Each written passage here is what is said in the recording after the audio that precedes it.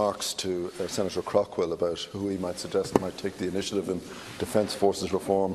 As I understand it, Senator Craughwell is taking first steps to become, under the Constitution, Commander-in-Chief of the Defence Forces. And will rely on... Do I feel a nomination coming on? Do I see Trump too?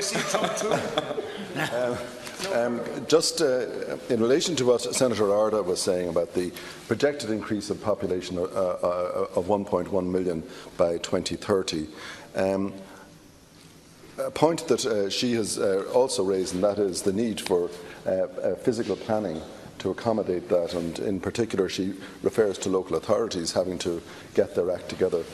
I just wanted to raise, the recent remarks of Dublin City Manager to the effect that public open spaces are to be the first target. That's what he is, a public open space. The first target in supplying land for redevelopment of Dublin. And this shows to me that there isn't an understanding at all that what is needed for Dublin is an agency for urban renewal. I've said this before in this House and I say it again. You cannot rely on Dublin City Council, which, by the way, is the proprietor of most of the worst areas of dereliction and neglect in this country, and which is demolishing half of its own estate now because of dereliction and poor management. You cannot rely on it to be the motor of Dublin urban renewal. Just look, and I asked the members of this House to go and look at Ballymun after its so-called regeneration. It's a bleak place, and it is no more a community now than it ever was in the past.